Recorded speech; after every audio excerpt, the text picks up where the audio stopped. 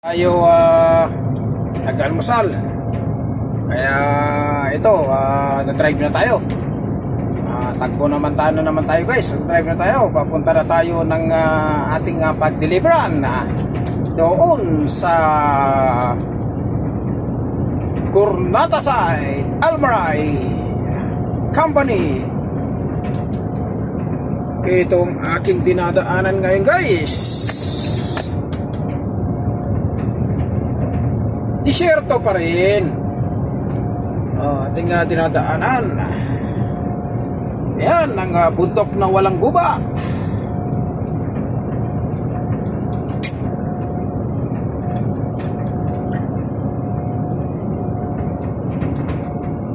Ito lang ang buhay namin dito na OFW long haul driver. Yang makita nyo guys, yung pula na yan na buhangin yan. Walang kahalong-halong bato yan. Kapag yan ang ginamit mo pang finishing sa bahay, hindi mo na kailangan ng magsalendra. Dahil pinong-pino yan. Pero iba pa rin yung buhangin na puti.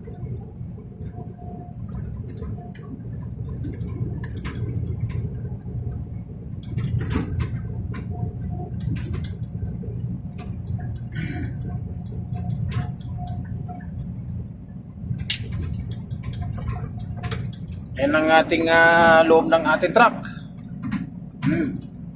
Yan yung kaldero, kasirola, ayun, tubig, higaan, blanket, yan, higaan. Ito na yung bahay natin guys.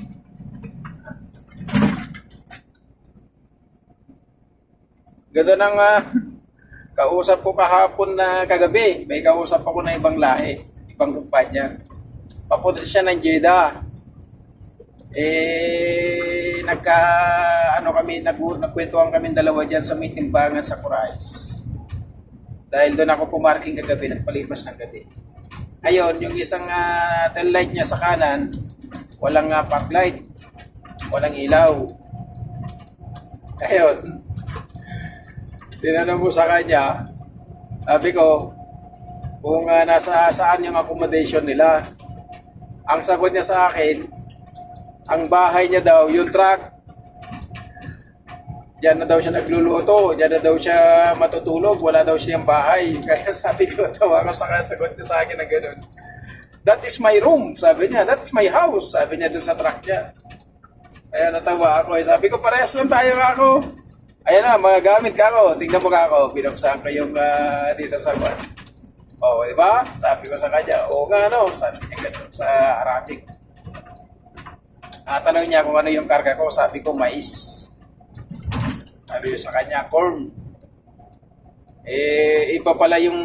Iba yung salita nila sa yung mais sa kanila. Inarabik ko. Ngayon, nung inarabik ko na yung mais, sabi ko gano'n sa Arabic, dura. Hindi niya rin alam. Pinakita ko sa kanya yung sample dyan na nasa ibabaw ng baterya. Ayun. Sabi niya, pagkain ng baka? Sabi niya, sabi ko rin. Jeddah yung biyahe niya. Kagabi, tinulungan ko siyang kuhan dun sa electrical ng truck niya. Sabi niya, dali niya na lang daw dun sa gasolinahan. Dun na lang daw ipagawa. At kumpanya naman daw magbabayad. Ayun, dinala niya kagabi doon. Halika kayo guys, continuous tayo dito sa ating dinadaanan. Disyerto.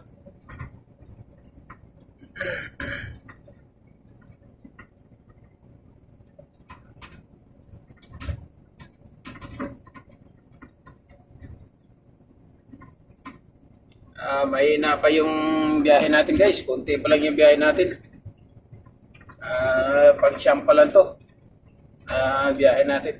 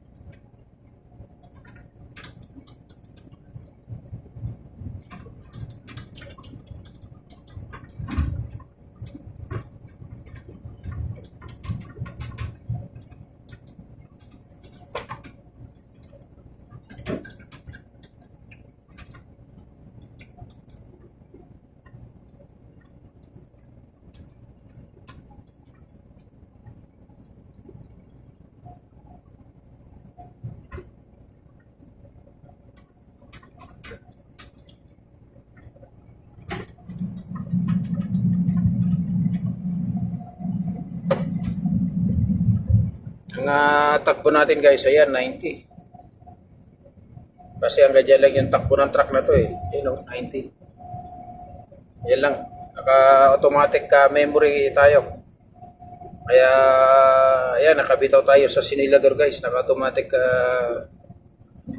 sinilator tayo. Ayan o. Hindi tayo nakaapak dun sa sinilador. Ayan, sinilador. Hindi tayo nakaapak dyan. Ayan pa rin ang takbo natin, 90. Ito yung automatic memory niya. Itong plus. Tapos pag gusto mo magbawas ng takbo, ito minus. Tapos pag i-off mo siya, ito 0. Yan, i-off ng ano yan, ng automatic accelerator niya. Sinilag.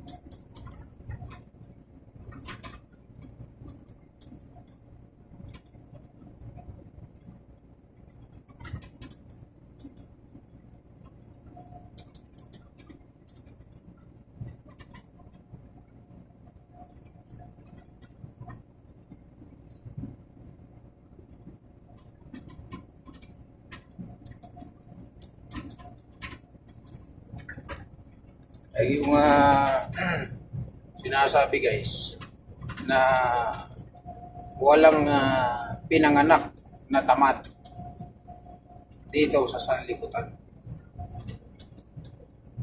Kundi nasa tao lang yan. Nasa isip lang yan. Kasi kung pairali mo yung pagkatamad mo, huwag ka nang kumain. Sinong inaasahan mo na magtrabaho na magpakain para sa'yo? Kumilos ka, magtrabaho ka. Para sa ganun, meron kang kainin. Dahil lahat ng ginawa ng Diyos dito sa sanlibutan, may kanya-kanya tayong kapangyarihan na binigay ng Diyos sa atin, sa bawat isa sa atin. Meron tayong kanya-kanyang kakayanan. Bawat isa sa atin. Kaya nga, kung marunong kang kumain, malakas kang kumain, marunong kang kumain, marunong ka rin magtrabaho, kumayod ka. Di ba? Sinasabi, Tamad daw. Ay, hindi siguro. Nasa tao lang yan.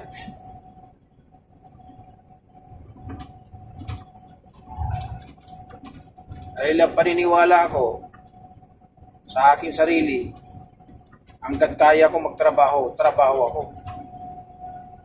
Ah,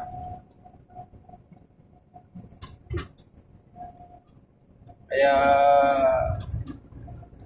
yung sinasabi, kasi kung mahalin mo yung, halimbawa, may narakuntik na nararamdaman sa katawan, gano'n, gano'n. Eh, kung mahalin mo yan, eh hindi aalis sa'yo yan. Gano'n yun. Halimbawa, dumating yung sakit mo sa katawan, hanggat kaya mo pa, trabaho ka pa. Ayun, pag hindi mo na kaya, o di magpahinga ka muna. Pahinga ka mo isang araw, dalawang araw, trabaho ka uli. Ganun yun. Kasi kung mahalin mo yung sakit, kusa dumating yan. Kusa dumating sa iyo yan. Kaya, kusa rin aalis yan kung hindi mo mahalin. O, tama mo mali. Kaya, yung tao na nagsakit-sakitan, batugan yan. Batugan yan. Yun lang ang masasabi ko na walang pinanganak na tamad. Kundi nasa tao lang yan.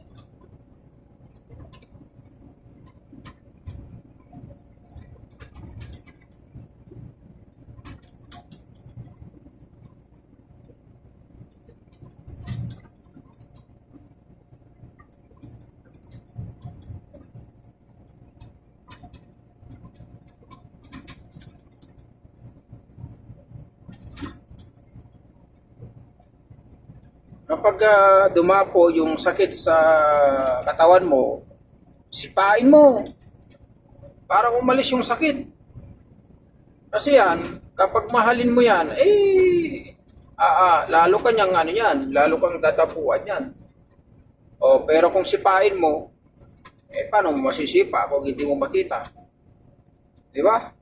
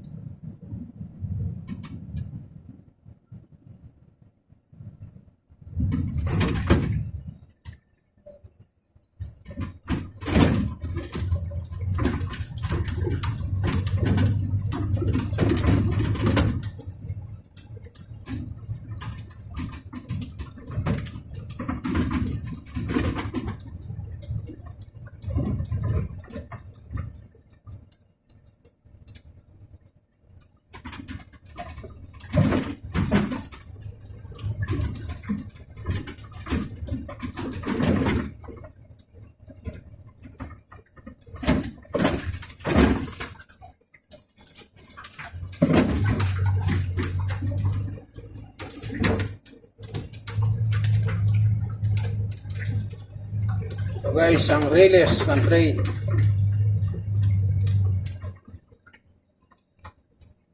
Pangit na nagdaan dito. Sira kasi ng mga dump truck eh. Mga nagkakarga dati ng buhangin. Yan yung kampo ng gwardiya rito sa riles. Mga nagkakarga ng buhangin kasi dyan ng mga dump truck, overload. Kaya yan, nasira tuloy yung daan dyan. Lubak-lubak.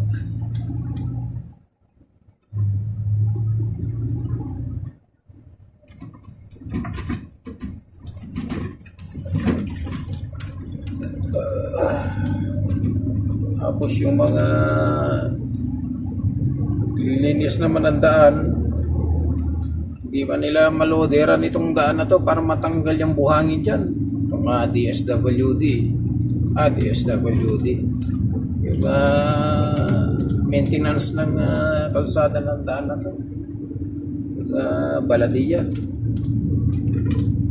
You know, delikado sa gabi yan eh. Itong buhangin na to sa daan. Sat-sat ka dyan. Ayun. Buhangin sa daan. Gawa ng sunstorm yan. Dinala ng sunstorm dyan.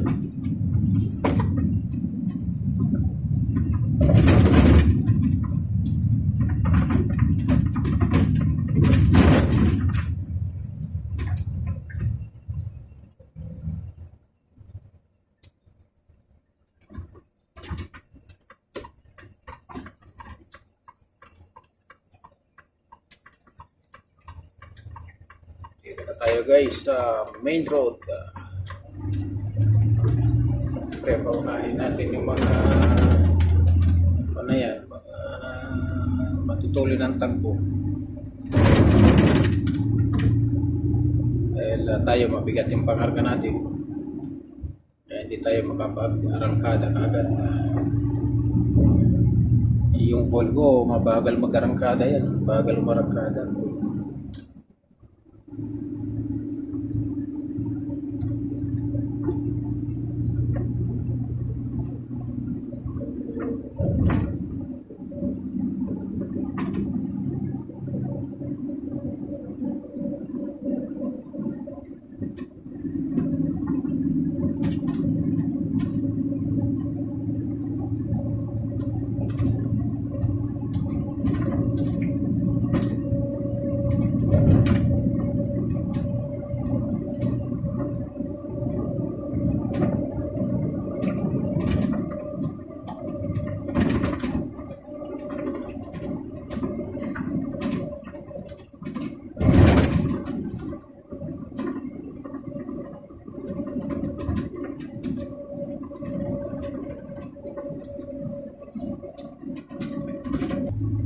Yan guys, sinusundan natin na yan, cross country biyahe niya.